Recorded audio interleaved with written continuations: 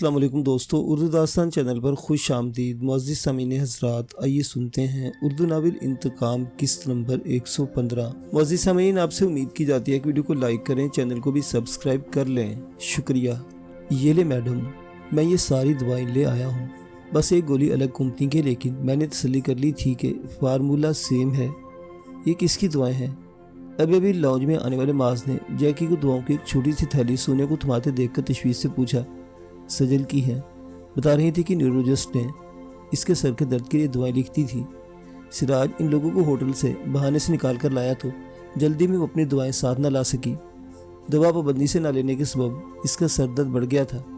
میں نے چہرے کی زرد رنگت اور سوجی آنکھیں دیکھ کر خیریت پوچھی تو محترمہ نے یہ سب بتایا۔ شکر ہے کہ اس کے پاس دواؤں کا نسخہ موجود تھا، میں نے جیکی کو بھیج کر ساری دوائیں منگوا لی، اب جا کر اسے دیتی ہوں۔ سونے نے تفصیل سے اس کے سوال کا جواب دیتے ہوئے سجل کے زیر استعمال کمرے کی طرف قدم بڑھائے۔ سجل سے کہو دوا کھا کر مجھ سے بات کریں، پیچھے سے معاذ نے اسے ہدایت دی۔ سونے نے اس ہدایت پر ذرا کی ذرا مڑ کر اس کی طرف دیکھا اور پھر سر ہلاتی ہوئی کمرے کے اندر چلی گئی۔ معاذ قدر پریشان سا وہیں ایک کرسی پر ٹک گیا۔ اتنے دنوں بعد بھی قائم رہنے والے سجل کے سر درد نے اسے تشویش میں مبتلا کر دیا تھا۔ جب سے وہ سجل کو اسپتال سے نکال کر لایا تھا، اس کے دوبارہ معائنے کی نوبت نہیں آ سکی تھی۔ اس سارے عرصے میں ایک تو حالات ہی اتنے ہنگامہ خیز رہے تھے، پھر دوسرا مسئلہ رازداری کا بھی تھا۔ خوف تھا کہ معائنے کے لیے ڈاکٹر کے پاس جانے کی صورت میں کہیں سجل کی نظروں میں نہ آ جائے۔ پھر سجل نے بھی ہمیشہ اپنی طبیعت کی طرف سے اطمینان دلایا تھا، لیکن اس وقت اس کے سر میں ہونے والا درد اور دواؤں کا منگوانا ظاہر کر رہا تھا کہ طبیعت اتنی اطمینان بخش نہیں جتنی وہ ظاہر کرتی رہی ہے۔ کہاں گم ہو؟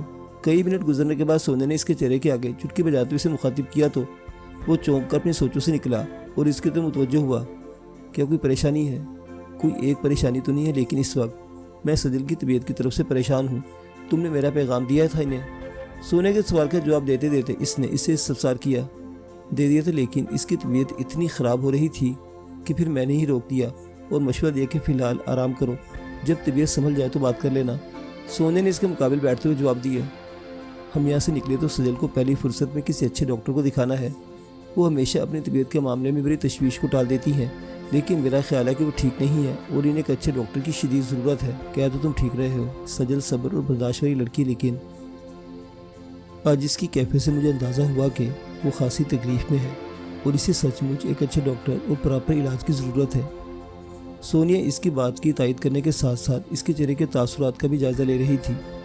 وہ سجل کے لیے جس قدر فکر مند تھا، وہ اس فکر مندی کو محض ہمدردی اور خیال کے کھاتے میں نہیں ڈال سکتی تھی۔ وہاں ایک تعلق کی خاص تحریر تھا اور اس تحریر کو پڑھ کر اس نے اپنے دل میں چبھن سی محسوس کی تھی۔ یہ ایک ایسی تکلیف تھی جس سے وہ زندگی میں پہلی کبھی آشنا نہیں ہوئی تھی۔ تم ان کا خیال رکھا کرو اور یاد دلاتی رہا کرو کہ دوائیں پابندی سے لیں۔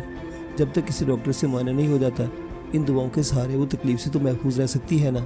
اس کے ہر لفظ میں سجل کے لیے احترام تھا۔ وہ اس عمر میں چھوٹی تھی، لیکن سونے نے کبھی نہیں دیکھا تھا کہ وہ اس سے آپ جناب کے بغیر مخاطب ہوا یا پیٹھ پیچھے اس کے لیے ادب و احترام سے ہٹ کر کوئی صیغہ استعمال کیا ہو۔ خود اس کے معاملے میں معاذ کا یہ عالم تھا کہ ابتدائی دور کے علاوہ جب وہ مس دراب ہوا کرتی تھی، معاذ نے اس سے احترام والا انداز اختیار کرنا بند کر دیا تھا۔ حالانکہ اگر عمر کے اعتبار سے بھی دیکھا جاتا تو وہ اس سے کچھ بڑی ہی تھی، لیکن بڑے ہونے سے کیا ہوتا ہے؟ اصل بات تو یہ تھی کہ وہ اس کی منچاہی عورت نہیں تھی، اور اگر اس نے اسے اپنے ساتھ رکھا ہوا تھا تو صرف اپنے مفادات اور مقاصد کے لیے۔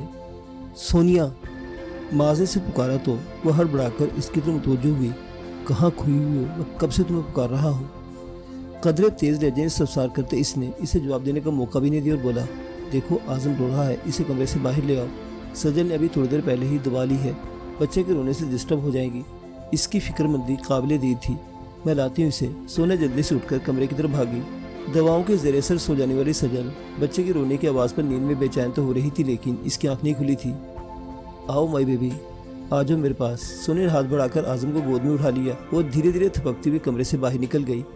گود میسر آنے پر اس کے سور دھیمے پڑ گئے۔ میرے خیال میں یہ بھوکا ہے، میں اس کے لیے فیڈر بناتی ہوں، تب تک تم اسے سنبھالو۔ لاؤنج میں آ کر اس نے اعظم کو معاذ کی گود میں دے دیا۔ ٹھیک ہے بھائی، تم فیڈر تیار کرو، تب تک ہم ذرا اپنے منع کو پھول پودے دکھاتے ہیں۔ معاذ کو روتے ہوئے، بچے تو کیا سرے سے بچے سنبھالنے کا کوئی تجربہ نہیں تھا، اس لیے کچھ بوکھلایا سا ہوا معاذ کو لے کر باہر کی طرف بڑھ گیا۔ وہ لوگ جس مکان میں مقیم تھے وہ بہت زیادہ بڑا نہیں تھا۔ لان کے لیے بھی ایک مختصر سا قطعہ ہی مختص تھا، لیکن اس مختصر قطعے کو بڑے طریقے سے استعمال کر کے خوبصورت اور سودمند پودے لگائے گئے تھے۔ ایک طرف کیاریوں میں خوشنما اور خوشبودار پھولوں کے پودے لگائے گئے تھے تو دوسرے کچھ سبزیاں بھی اگائی گئی تھیں۔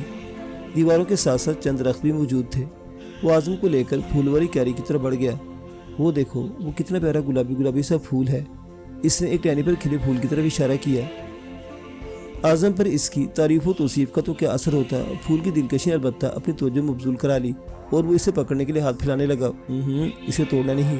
اس نے اعظم کے ارادے کو سمجھتے ہوئے پھول والی شاخ کو نرمی سے اس کی گریف سے چھڑایا اور پھول کی پتیوں سے اس کے چہرے پر گدگدی سی کی۔ اعظم اس کی اس حرکت پر کھلکھلا کر ہنس دیا۔ That's like a good boy. اس کے ہنسنے پر اس نے خوش ہو کر اس کے رخسار پر بوسہ دیا اور ایک خیال سے چونک گیا، سجل بھی تو اپنے گلابی پنکھڑیوں سے ہونٹوں سے ان رخساروں پر بوسے دیتی ہوگی۔ اعظم کے رخسار پر سجل کے بوسوں کے ندیدہ لمس کے احساس نے اس کے ہونٹوں کو ایسا دہکتا ہوا احساس دیا کہ وہ اپنی جگہ ساکت ہو کر رہ گیا اور یک ٹک اعظم کے چہرے کو دیکھنے لگا۔ اس کے چہرے کو دیکھتے اس نے پہلی بار یہ بات نوٹ کی کہ سجل ہی کی طرح اس کے نیچے لب کے قریب بائیں کونے پر ایک تل موجود ہے۔ فرق صرف اتنا تھا کہ اعظم کا تل بالکل چھوٹا سا تھا جبکہ سجل کا تل بڑا تھا اور صرف ایک جھلک میں ہی سے ابھی تک یاد تھا۔ حقیقتاً اس کے ذہن میں جب بھی سجل کا عکس ابھرتا تھا اس عکس میں نچلے ہونٹ کے بائیں کونے پر موجود تل بہت نمایاں رہتا تھا۔ وہ تل عجیب طرح سے اس کو اپنے دل کی طرف کھینچتا تھا اور بے اختیار ہی اس کے دل میں خواہش مچلتی تھی کہ اس تل کو اپنی انگلی کی پوست سے چھو کر دیکھے، لیکن وہ اس تصور میں کبھی جرأت نہیں کر سکا تھا۔ اول ملاقات سے اب تک وہ اس کے لیے ایک ایسی عورت رہی تھی جس کے نام کے ساتھ کسی اور کا نام جڑا ہوا تھا۔ وہ کسی اور شخص کی امانت تھی اور وہ کسی کی امانت میں خیانت نہیں کر سکتا تھا۔ معاذ! سونے نے آ کر اس کا شانہ ہلایا تو وہ ماحول میں لوٹ کر واپس آیا، لیکن دماغ ابھی تک پوری طرح حاضر نہیں تھا۔ کیا ہوا تمہیں؟ بچے کو اتنی سختی سے پکڑا ہوا ہے کہ وہ رونے والا ہو گیا ہے۔ اعظم کو اس کی گود سے لیتے ہوئے خفگی سے بولی تو وہ اپنی بے خود حرکت پر خفیف سا ہو گیا۔ اعظم کے چہرے کے زاویے سچ مچ بگڑے ہوئے تھے اور صاف لگ رہا تھا کہ وہ کسی بھی لمحے رونا شروع کرنے والا ہے۔ مائی سویٹ بیبی، آؤ میں آپ کو فیڈر دوں۔ یہ انکل گندے ہیں، ان سے بات نہ کرنا۔ وہ اعظم سے باتیں کرتی سے گود میں اٹھائے اندر کی طرف چلی گئی جبکہ معاذ ذہنی خلفشار کا شکار لان میں پڑی کین کی کرسی پر ڈھیسا گیا۔ زندگی کے سارے مصائب اور بھاگ دوڑ کے درمیان ایک لاحاصل عشق کی تکلیف نے بالکل الگ تھی۔ کتنی خوبصورت اور دلکش لڑکیاں تھیں جو اس کے قدموں میں اپنا دل نچھاور کرنے کے لیے تیار رہتی تھی، لیکن اس کے دل ناتواں کو وہ صورت بھائی تھی جس نے اسے صرف ایک بار ایک جھلک کی صورت میں دیکھا تھا اور جو کسی اور کی امانت تھی۔ ماں صاحب! اسے وہاں بیٹھے جانے کتنی دیر گزری تھی کہ جیکی اس کے قریب آیا، اس سرگوشی میں سے پکارا، کیا بات ہے؟ کوئی مسئلہ ہے کیا؟ جیکی کے انداز میں کچھ ایسا تھا جس نے اسے چونک کر کھڑا ہونے پر مجبور کر دیا۔ باہر گیٹ پر ایک آدمی آیا ہے، وہ کہہ رہا ہے کہ اسے مسٹر معاذ سے ملنا ہے۔ جیکی نے نہائی نیچے آواز میں اسے آگاہ کیا۔ مجھ سے ملنے بھلا یہاں کون آ سکتا ہے؟ اس کی حیرت کی انتہا نہ رہی۔ میں نے اس سے بھی کہا کہ آپ کو کوئی غلط فہمی ہوئی ہے، یہاں کوئی مسٹر معاذ نہیں رہتے، لیکن اس نے میری بات پر اعتبار نہیں کیا اور کہنے لگا کہ ہو سکتا ہے تم ان صاحب کو ان کے نام سے نہ جانتے ہو، لیکن مجھے جس مسٹر معاذ سے ملنا ہے وہ اسی گھر میں موجود ہے اور کچھ دیر پہلے ہی کسی بچے کو پھول پودے دکھا کر بہلا رہے تھے۔ جیکی کی بیان کردہ تفصیلات تشویشناک تھی۔ ذہن پر پورا زور دینے کے باوجود وہ سمجھنے سے قاصر تھا کہ وہ کون ہو سکتا ہے جو اس قدر یقین کے ساتھ دروازے کے باہر کھڑا اس سے ملاقات کا خواہاں ہے۔ اوکے، میں دیکھتا ہوں، تم ہوشیار رہنا۔ وہیں کھڑے کھڑے کوئی فیصلہ نہیں کر سکتا تھا، اس لیے اس نے بیرونی دروازے تک جانے کا فیصلہ کیا اور بے اختیار ہی ٹی شرٹ کے نیچے کمر کے ساتھ لگی پسٹل کے دستے پر ہاتھ رکھا۔ جیکی نے بھی اپنا ہتھیار نکال لیا۔ آگے پیچھے چلتے وہ بیرونی گیٹ کے قریب پہنچے اور اس نے آئی ہول سے آنکھ لگا کر باہر ویسے ہی دیکھا، لیکن اسے یوں محسوس ہوا کہ جیسے کوئی زلزلہ آ گیا ہو۔ تیاری کیسی ہے گلو استاد؟ خیال رہے بازل سے سودا کیا ہے، کہیں کوئی کمی بیشی رہے گی تو ناک کٹ جائے گی تمہاری۔ کتھئی لمبے بالوں اور بھوری آنکھوں والا باڈی گارڈ جو دوسروں کے نزدیک گونگا بہرا تھا اس وقت نہایت بے تکلفی سے گلو استاد کے مقابل بیٹھا اس سے استفسار کر رہا تھا۔ جیسے تم نے کہا تھا ویسے ساری تیاری کر لی ہے، 2 پارٹیاں بہترین اسلحے اور گاڑیوں کے ساتھ تیار ہیں۔ ایک پارٹی پہلے ہی نکل جائے گی اور پروگرام کے مطابق اس علاقے میں خود کو کیموفلاج کر لے گی، دوسری پارٹی اپنے ٹائم سے نکلے گی اور اگر کوئی گڑبڑ نہیں ہوئی تو اپنا کام پورا کر کے مال سمیت سیدھی طے شدہ جگہ پر پہنچ جائے گی۔ گلو نے اسے آگاہ کیا۔ گڑبڑی تو لازمی ہوگی گلو استاد، وہ حرام کا تخم بازل بغیر گڑبڑی کے رہ جائے اس کا سوال ہی پیدا نہیں ہوتا۔ تمہیں اس بات کا اتنا یقین کیوں ہے؟ گلو استاد نے اسے غور سے دیکھا۔ دھوکے بازوں کی نسل سے تعلق ہے اس کا ناجائز باپ اتنے برسوں سے شرافت کا لبادہ اوڑے اس ملک کی بھولی والی عوام کو بیوقوف بنانے میں مصروف ہے اور خدمت کے نام پر عوام کا مال کھا رہا ہے، تو اس جیسے بدماش سے मैं ईमानदारी की उम्मीद कैसे रखूं? तुम देख लेना, वो अपने अमल से अपनी नस्ल ज़रूर बताएगा। वो सब तो ठीक है, लेकिन अपन को ऐसा लग रहा है कि तेरे पास कोई किलोबल के ठोस सबूत मौजूद है। गुल्लू उस्ताद के लहजे में इसका तजर्बा बोल रहा था। बहुत गहरी नज़र है तुम्हारी उस्ताद। इसने उस्ताद को सराहा। लाला ईसा का पट्टा हूँ, एक उम्र इसकी तरबियत में गुजारी है। इतनी उम्र में अगर इतना भी नहीं सीखता तो लानत है मुझ पर। खैर, लानत का सवाल पैदा नहीं होता। लाला की गद्दी पर बैठने वाले के लिए तो आफरीन ही आफरीन है। तोबा तोबा, मैं और लाला की गद्दी, कोड़ी होकर मरूं जो कभी लाला की गद्दी पर बैठने का सोचूं। ये सब तो बस वक्त की मजबूरी है कि अपन लोगों को लाला की जगह खड़ा दिखाई दे रहा हूँ, वरना अपन तो ख्वाब में भी ऐसा नहीं सोच सकता। गुल्लू उस्ताद ने अपने गाल ही पीट डाले। तुम्हारी इसी वफादारी और जानिसारी नहीं तो तुम्हें लाला का चहीता बना रखा था। इसने गुल्लू को सराहा। अब ये मक्खन पाले छोड़ो और अपने को असल बात बताओ। गुल्लू उस्ताद असल मुद्दे पर आया। असल बात तो ये कि मुझे शुरू से बादल की नीयत पर शक था, लेकिन अब पक्का सबूत मिल गया है। लो, तुम खुद देख लो। इसने अपने मोबाइल की स्क्रीन पर उंगलियां चलाते हुए यकदम स्क्रीन गुल्लू के सामने कर दी। स्क्रीन पर एक सजी हुई डाइनिंग टेबल दिखाई दे रही थी। गुल्लू उस्ताद को इसे देखकर शनासाई का एहसास हुआ और जैसे ही साकित मंजर में मर्द जन का एक जोड़ा दाखिल हुआ, इसने पहचान लिया कि वो महनाज के अपार्टमेंट में बनाई गई वीडियो है और चंद दिन कबल इसी डाइनिंग टेबल पर खाने पीने का शर्फ हासिल कर चुका है। अब मूड ठीक कर लो डार्लिंग, देखो तुम्हारी सारी फेवरेट डिशेस तैयार करवाई हैं। गुस्सा थूक कर इनसे इंसाफ करो और अपने मुखालिफिन को तहस नहस करने के लिए तैयार हो जाओ। वो महनाज थी जो सालन के बाउल से बड़ी बड़ी बोटियां चुनकर बाजल की प्लेट में मुंतकिल करती इसे किसी जिद्दी बच्चे की तरह बहला रही थी। औकात देखो इसकी, मेरे सर पर चढ़ रहा है। कहता है 60% हिस्सा लूँगा, ठींगा दूंगा मैं इसे। जब मुंह पर नाकामी की चपेट के साथ अपने बंदों की लाशें उठाएगा तो लग पता जाएगा कि बादल से मत्था लगाया था। बादल माफ़ नहीं करता अपने मुंह लगने वालों को। महनाज के समझाने बुझाने के बावजूद वो गुस्से के इजहार से बाज नहीं आया। जब अगले के मुंह पर चपेट मारने की तैयारी है तो फिर अपना मूड ख़राब क्यों करते हो? इंजॉय करो अपना खाना और मेरा साथ। इसने बादल को झुकते मोहब्बत का बेबाक इज़हार किया। दूसरी तरफ से भी भरपूर पजीराई की जाने लगी, जिसका सिलसिला यकीनन दराज था, लेकिन वीडियो वहीं ख़त्म हो गई थी। खाने की मेज़ पर बैठकर कौन पागल ऐसे इश्क लड़ाता है? गुल्लू उस्ताद ने मुंह बनाते मोबाइल इसे वापस किया तो इसके हलक से कहका निकल गया। ऐसे मुंह फाड़ के क्यों हंस रहे बे? उस्ताद ने इस हंसने का बुरा मनाया। मैं इसलिए हंस रहा हूँ कि पूरी वीडियो में अगर तुमने किसी बात पर गौर किया तो सिर्फ आशिकी के सीन पर इसे संजीदा होने की कोशिश की, लेकिन मुस्कुराहट इसके होंठों से फूटी पड़ रही थी। बाकी बातों पर गौर करके करना भी क्या है? अब उनकी तैयारी पूरी है। साला अपने को डबल क्रॉस करने की कोशिश में खुद ही मुंह के बल गिर जाएगा। उस्ताद ने बेनियाजी से जवाब दिया और सिगरेट की डिबिया से एक सिगरेट निकालकर इसे सुलगाने लगा। इसने उस्ताद की बेनियाजी को सताइशी नज़रों से देखा और मुतमईन से उठकर अपने लिए मखसूस कमरे में चला गया। चंद घंटों बाद वो गहरे रंग का घेरदार शलवार कमीज ज़ेब-ए-तन किए रवानगी के लिए तैयार था। लिबास के ऊपर ओढ़ी अजरक और सर पर धरी सिंधी टोपी ने इसे किसी जागीरदार का सा रूप दे दिया था। रही सही कसर इसने मूंछों को ताव देकर इन्हें नोकदार बनाकर पूरी कर ली थी। मैं तो भी बोलता हूँ शहजादे कि तू ना जा, तेरे बगैर भी काम हो जाएगा। तैयार होकर वो बाहर आया तो गुल्लू उस्ताद ने कई बार कही बात को दोहराया। क्या चूड़ियाँ पहनकर बैठ जाऊँ? वो भी बार बार एक बात सुनकर झुंझला गया था। ये बात नहीं पगले, बस ख्याल आता है कि तूने बहू रानी से शराफत की ज़िंदगी गुजारने का वादा किया था, लेकिन अब इस वादे को तोड़कर कत्ल गारत के लिए जा रहा है। गुल्लू उस्ताद ने अपने इसरार की वजह बयान की। मैं ऐसे धोखा नहीं दे रहा उस्ताद, मैंने इससे जुर्म की राह छोड़ने का वादा किया था और अपने इस वादे पर कायम हूँ। तुम अच्छी तरह जानते हो कि इस वक्त मैं जुर्म करने नहीं बल्कि मुजरिमों को इनके इंजाम तक पहुँचाने जा रहा हूँ। मुझे उम्मीद है कि वो यहाँ से दूर बैठी इस वक्त भी मेरी कामयाबी की दुआ कर रही होगी। इसने गुल्लू के हाथ थामते हुए जज्बाती लहजे में इसे जवाब दिया। तू मुतमईन है तो भी ठीक है, लेकिन याद रखना खामखा खुद को ख़तरे में नहीं डालना, बल्कि हालात ख़राब हो गए तो सबसे पहले अपनी जान बचाकर निकलने की फ़िक्र करनी है। ये तुम मुझे कैसे सबक पढ़ा रहे हो उस्ताद? इस पर बेहक वक्त हैरानी और झुंझुलाहट ने हमला किया। जान है तो जहान है शहजादे, तो ये जंग बस इस हद तक लड़नी है जहाँ तक तेरी जान को ख़तरा ना हो। मैं बहू रानी से वादा करके आया हूँ कि तुझे हर हाल में इस तक सलामत वापस भिजवाऊँगा। तुम्हारी बहू रानी खुद भी दीवानी है और तुम्हें भी दीवाना कर दिया है। अब इसकी इन बातों को छोड़ो और चलने की तैयारी करो। बज़ाहिर इसने गुल्लू उस्ताद को झिड़की दी, लेकिन अपनी दिलरुबा के ख्याल से आंखों में एक नरम सा तासुर जाग गया था।